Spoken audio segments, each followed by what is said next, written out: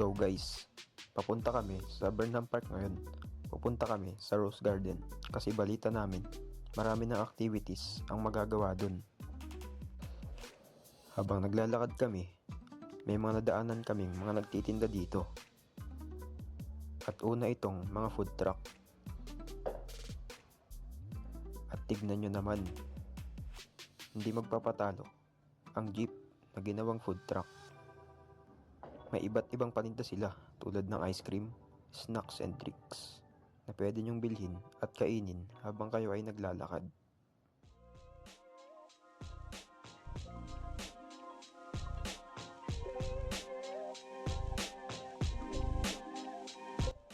At andito na kami sa Rose Garden. Pinagmamasdan namin ang mga isda dito. Take note guys, bawal galawin ng mga yan.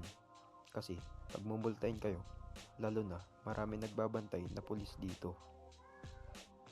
Pwede nyong dalhin ang mga kapatid nyo or mga pinsan. Dahil marami silang mga rides, especially sa mga bata. Sure na mag-e-enjoy talaga sila dito. Hindi sila mag-asawa dito dahil marami na rin pwedeng pagbilhan ng pagkain at may mga palaro. Konti pa lang ang mga tao pag ganyang oras, lalo na pag weekdays. Pero asahan nyong tuwing weekends, madaming tao dito, lalo na ang mga turista. Mas maganda din dito pag gabi, lalo na ang mga pailaw dito. Malinis dito guys, at ang kinaganda ay walang entrance fee. Kahit sino pwedeng pumunta at mag-enjoy. Lalo na sa mga may jowa dyan, pwede nyo dalhin dito. You know, rate ko dito sa Rose Garden is 10 out of 10. Kasi mag-enjoy talaga ang mga pupunta dito. Lalo na walking distance lang ito at sa town mismo. Especially sa mga turista na pupunta. Hindi na kailangan pumunta pa sa mga malalayo para lang mag-enjoy. Maganda din ang view at mahangin dito. Yun lang. Whoop whoop. So hi guys. So pag pupunta kayo ng Diplomat, aakyat kayo ng overpass, then papuntang Abanaw Square. Kailangan yung umakyat pataas para makita ang sasakyan papuntang Diplomat. 13 pesos ang pamasahe dito and 11 pesos naman pag estudyante. Pagkadating nyo ng Diplomat Hotel, lalakad kayo ng 2 to 3 minutes pataas para marating ang Diplomat Hotel. So, pag nakarating na kayo ng Diplomat Hotel, may babayaran kayong entrance fee na 10 pesos and 5 pesos naman pag bata. Meron ding mga parking lots dito para sa mga turista na merong mga dalang kotse. So, brief history lang. Ang Diplomat Hotel ay isa sa mga pinakilala at misteryosong hotel sa Baguio City. Tinayo ito noong 1911 bilang isang retreat house ng mga Dominican friars. Kilala noon bilang Dominican Hill.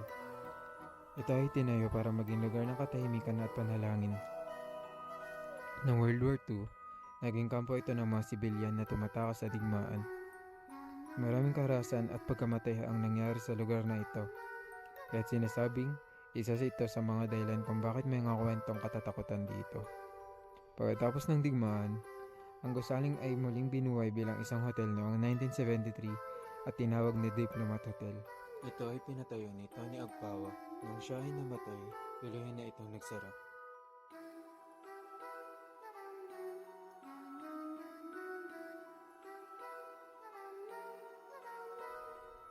Sa bandang likod ng Diplomat Hotel, meron ding garden with gazebo at magandang view na pwedeng pagpahinga ng mga napagod maglakad.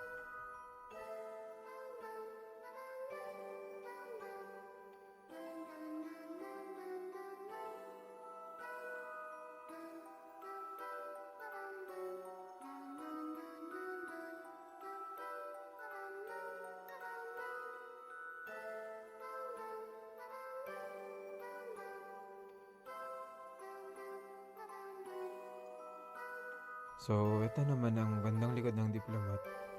Kung makikita nyo, hindi siya mapapasok.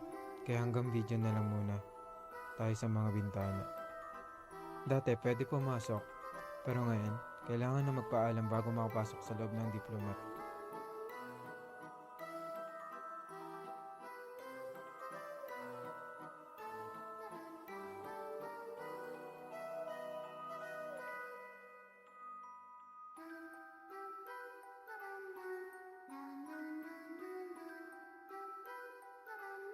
So guys, makikita nyo din dito. Kabilang din ito sa Guinness World Records para sa largest 10 commandment tablets.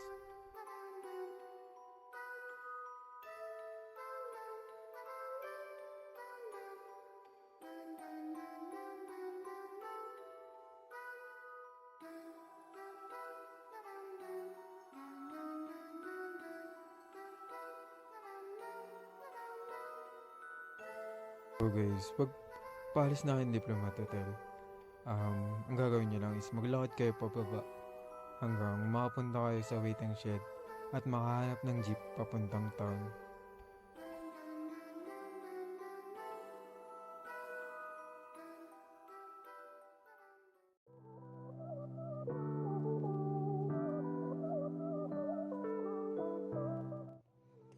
At papunta na kami sa Camp John Hay ngayon guys. At ang nagastos lang namin na pamasahe is 46 pesos. Apat na kami dun. So 11.5 pesos ang isa sa amin. At dito, nakababa na kami sa jeep. Kami ay naglalakad. At nga pala, wala din entrance fee dito. Libre lang pumasok.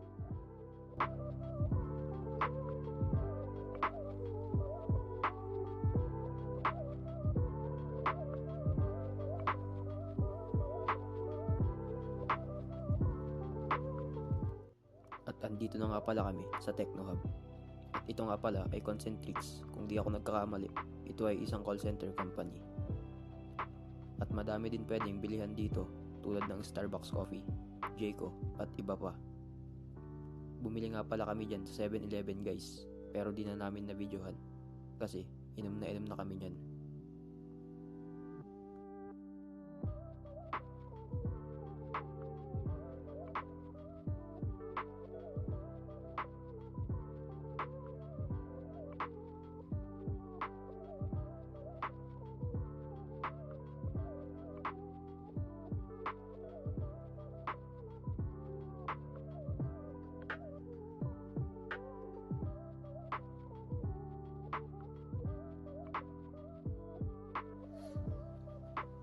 Dito sa bandang harap, napakarami ding stalls ng kainan.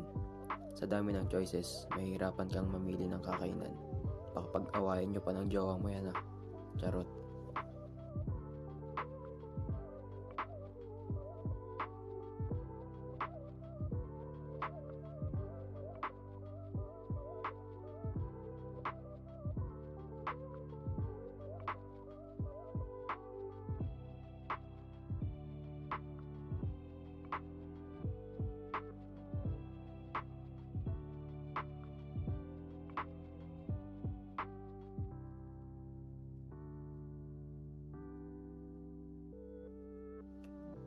Meron din silang filling station dito sa taas. May food stalls din at bentahan ng mga damit.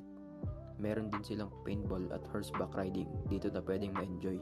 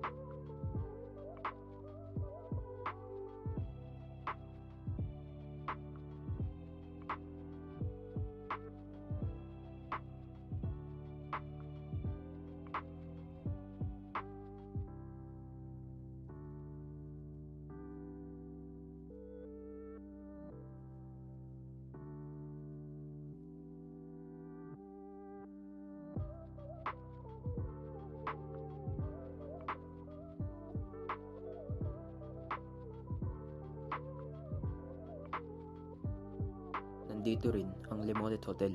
Tignan nyo naman, napakaganda ng pailaw.